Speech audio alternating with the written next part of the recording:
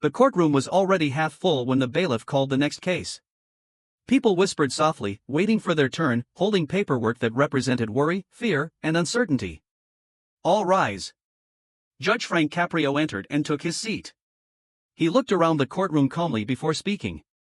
Good morning. Please be seated. The bailiff read the next file. Case number 5823. Defendant, Lena Thompson. A woman in her late 20s walked slowly to the front. She wore a simple jacket and held a folded bus pass in her hand. Her eyes showed exhaustion more than fear.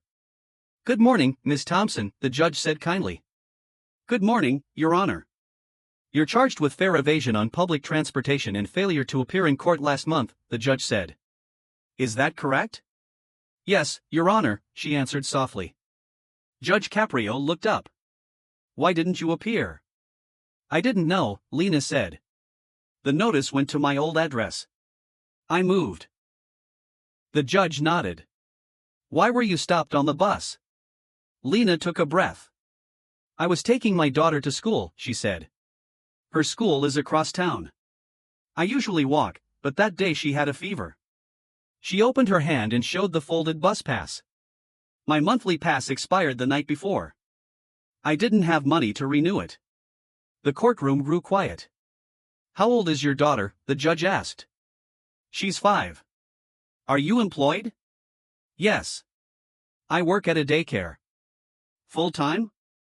Yes, Your Honor. But I only get paid hourly. Judge Caprio looked at the file again. The fine was $450.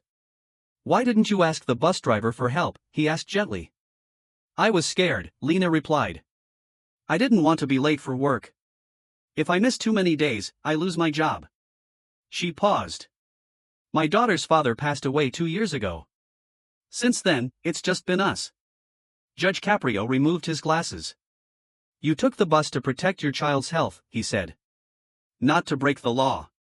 Yes, Your Honor. The judge leaned back and looked around the courtroom. Sometimes the law sees only the rule, he said. But justice must see the reason. He turned back to Lena. Miss Thompson, have you ever been in trouble before? No. Are you trying to do the right thing? Yes. Every day. Judge Caprio nodded. I'm dismissing the charge, he said. Lena's mouth opened in shock. But that's not all, he continued. I want the clerk to issue a transportation voucher so you can renew your bus pass. Tears filled her eyes.